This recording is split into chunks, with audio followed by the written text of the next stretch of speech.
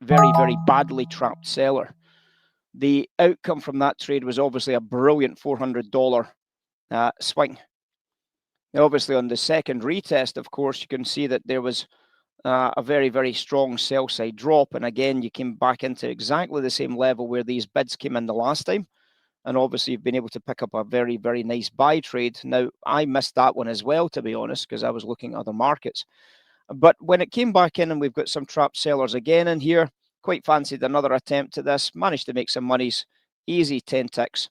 And we have obviously been scratched on that. We've also taken a profit on it.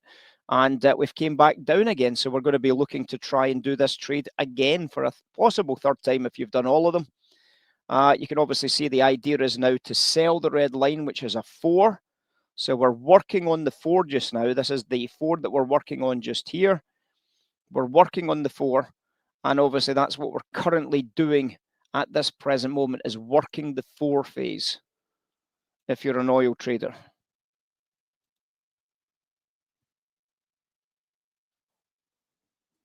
You've just seen another buy trade just come off the bottom edges nicely there. If you've got your stops in at break even, you've managed to get some 80s. It's just traded 88s. So that's pretty good. Nice, well done. Well done, guys. If you're still back oofed. 92s, guys. 92s. Off she goes like an absolute rocket ship.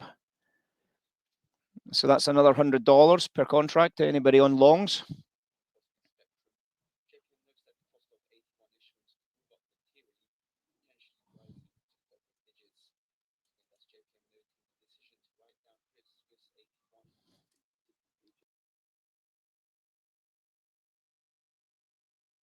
Couple of comments about AT1 for wholesale funding. Just running through the wires there that pricing might go up through the roof if you take away some of the security that particular classification allows you.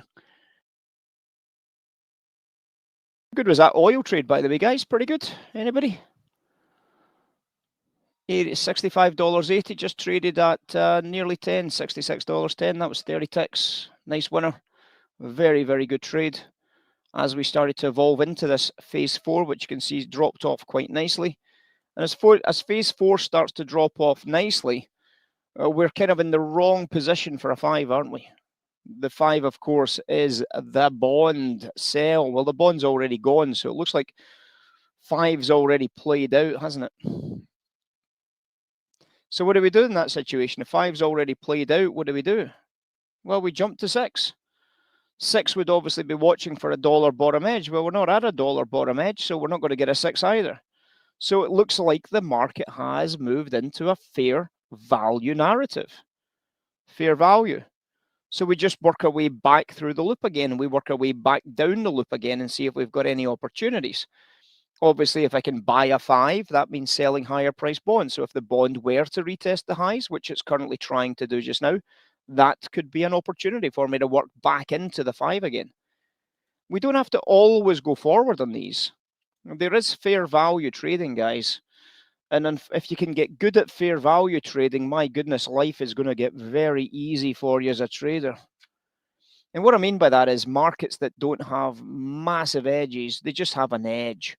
And if you can take advantage of an edge, if you know what an edge is, and you can simply just trade pretty much anywhere, you can trade the quiet periods. And that's obviously something that most people find very, very difficult, is the ability to trade the quiet stuff. They're either good on the good stuff or they're terrible on the good stuff, in which case they make a fortune or lose a fortune. Whereas if you can trade those small edges in the quiet periods, as I said, your life can become very, very straightforward. Managed to get a little bit of bond shorts there, not much, but just working into some short bonds on the uptick there at 13s. It's dropped down to 10s and 11s. And our worst case scenario is we've got to stop in at break even. If it breaks, we're in it. If it doesn't break, we'll scratch out. And I've already taken some money off the table on that trade. Well, they're coming back up again. Okay, so they want to try again. They want to try again into this trade, so maybe we'll get another chance to sell some more.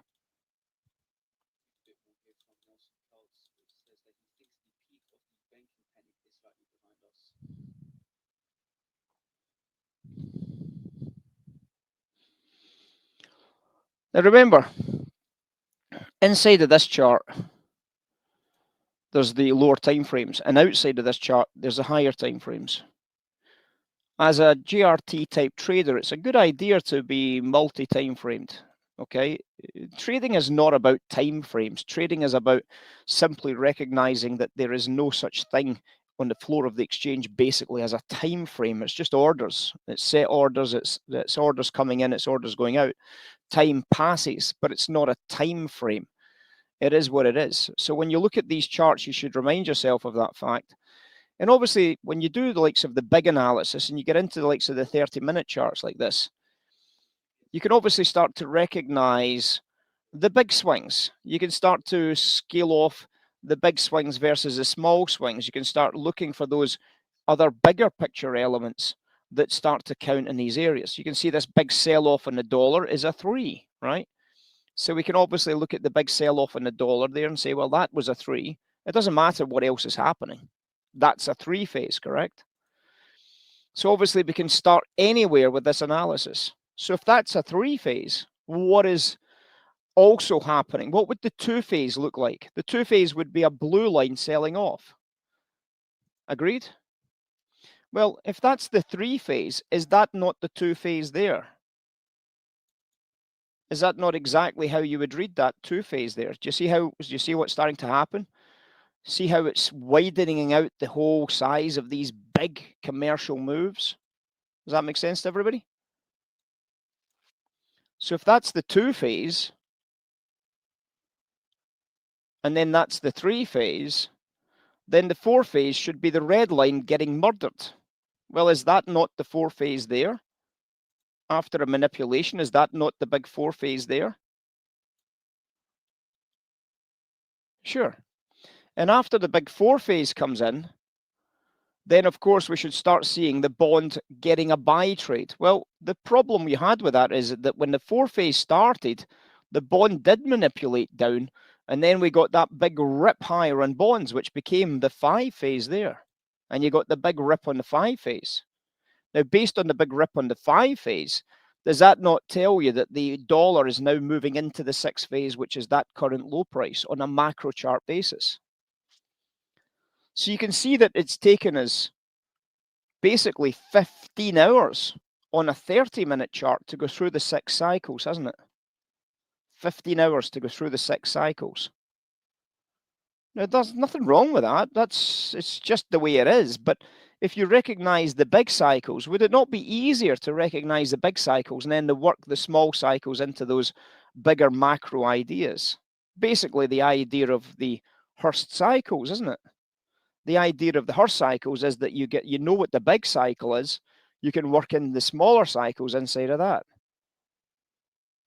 So obviously, if you know that this is a developing 6 here on a macro chart, then of course you can watch it developing into the 6 phase on that 5-minute chart, or even on a 1-minute chart if you like to get into the small nitty-gritty detail of individual candles. It's just to remind yourself that there are bigger things happening that we should always pay attention to, guys. A little side glance, or alternatively, 2 separate charts where you've got the 30-minute chart, or even a 15-minute chart, and a 15-minute chart gives you the, or dropping down into a 5-minute chart, or even a 1-minute chart, and you can start to recognize which cycle phase you're in terms of what's being manipulated. And that's all you're trying to do as a trader, aren't you? You're trying to fit yourself into the right price at the right time during the right cycle so that you understand what it is you're trying to trade. Okay, perfectly obvious. So with the 6 phase coming back in off the bottom edges, that was that buy trade there. And obviously we're now seeing that exact trade there. Obviously we bought some dollars, drove up nicely. And then obviously you're looking at that little buy trade on bonds that started to pop the blue line down a little bit here. Yeah, so there's a lot of things that are basically just straightforward. So the 6 we double back into the 5, and obviously with the 5 catching a bit of a move higher, obviously you're now looking at what happens next. The oil didn't do too badly, by the way, guys. 60 $65.80 we traded, $66.10, so we did 30 ticks eventually on that oil trade, which is pretty good. So the big pop on oil was pretty nice from the top edges here.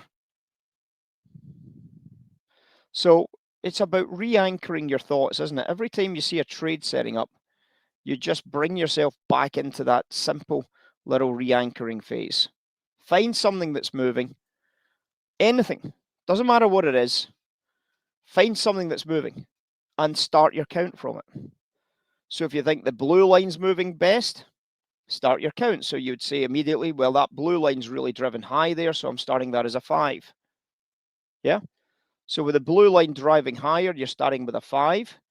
So what happens next? You're looking at the dollar catching a bid. So you'd have been a buyer of the dollar in here. That's a 6. And then based on the dollar catching a bid, you'd be trying to buy dips on the red line. That's a 1. So you can bring yourself up to date very quickly on the right-hand edge. With the red line catching a bid, that's the 1. What are you looking for? You're looking for the blue line to start working sell side. That would be a 2. So with the blue line working a sell side, that would be a 2, buy side bonds. What are you now thinking? I'm now thinking of the dollar starting to catch a sell. That's going to be the 3. So there's the dollar sell coming in. That's the 3. So what happens after the 3? The red line should start topping out, and we should be moving into a 4. We should be moving into a 4, which means we're getting another cycle of buying on oil coming up. Yeah. So we're going to get another cycle of oil longs coming into our marketplace. We're going to start watching for that manipulation, that bear raid into the bottom edges. And obviously that's exactly what we're going to be looking for. We're going to be selling the red line, which means we're going to be trying to buy some oil on a manipulation.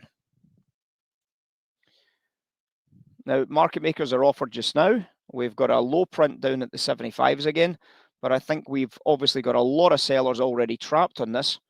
So I've just started to buy from them almost immediately from that trade storyline that I've just been talking about. And I am just about to put my stops in quickly at break even. I bought some 91s and stops at break even. Okay, so I just done the trade as I was talking about it, guys. Just literally stepped straight in, did the trade. We knew what we were wanting to do. And we've been paid already. So there's the trade I've just taken there. You can see for yourself.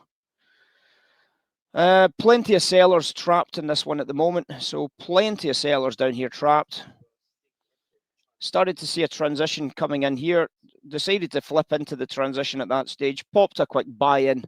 And it's obviously traded all the way up to tens. Woo-woo, $200, guys. My God, the oil's off and running. $1,000 on a 5 a lot. Who would have thought we could do that, guys, on the right-hand side of the charts?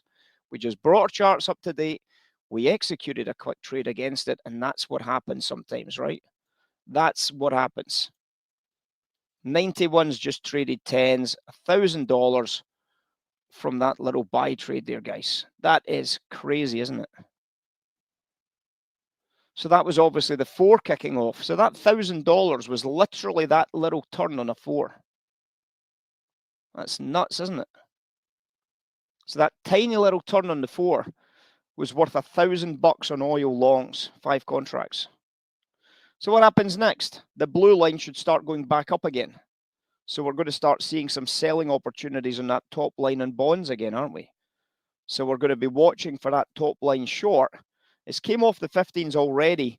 So if you've missed the 15 sell, of course, just wait for the opportunity to develop if you haven't got it. You know, it's not the kind of thing that you start chasing things until you get some reason to chase. In other words, if you started to see an even stronger storyline.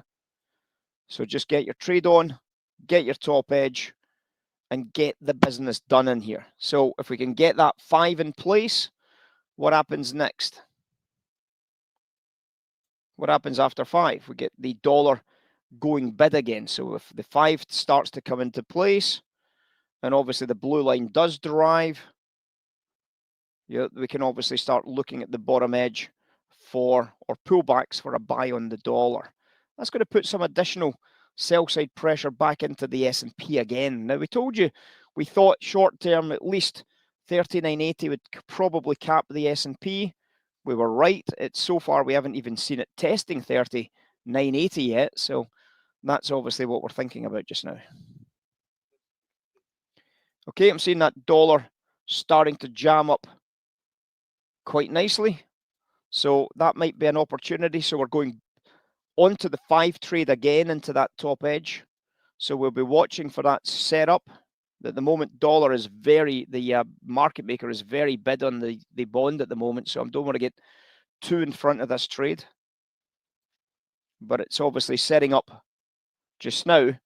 5 is a buy on the blue line. Well, you can see we're not exactly in the right place for buying the blue line, but it has come down quite a lot here for that blue line short sell.